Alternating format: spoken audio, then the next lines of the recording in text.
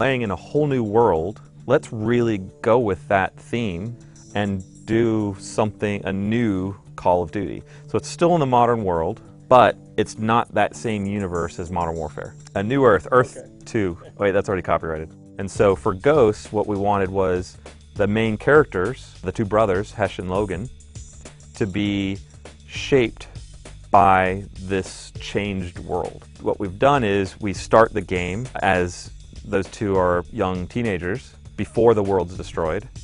Then we see the event that destroys the world. There's a space station called Odin. It's sort of our nuclear deterrent. What it is basically a satellite that contains a bunch of large kinetic rods. It's super simple physics. Drop something from space, it hits the ground really fast, and they act like meteors. Something happens, and it's fired against the United States. That's the prologue. And then we come in for the beginning of Act 1. It's 10 years later, this federation of South American countries, they're the superpower in the world, and the United States isn't. Cool thing about the first in the series is it's the origin story in a sense. So yes, you start as a rookie.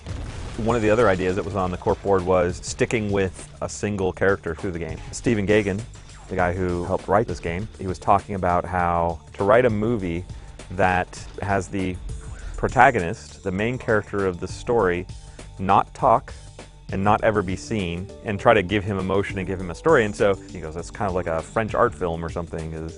It's a really crazy thing and difficult thing to do, but he really loved that as a challenge. Okay, let's move on, but stay low. Again, the whole why not have the player talk, right? So, and a lot of games do, and it's totally valid. For us, for Call of Duty, what we've always tried to do is not speak for the player. It's also the same reason why we don't show the player. It is something we've always sort of strived for. Treyarch did do that in Black Ops. It's not something we've totally addressed. I'm not sure we think it's a problem. Call of Duty Zelda, they're like, yeah, they're almost cut and paste of each other. One of the primary things that we wanted to try to do is be more experimental. We're not going to change the formula of you are a first person and you fire weapons. The idea was really to try to experiment within our genre.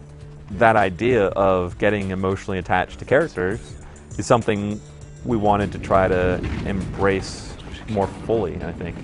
Adding family members, having a story where that's what you're following the entire time, we think and hope will drive that goal.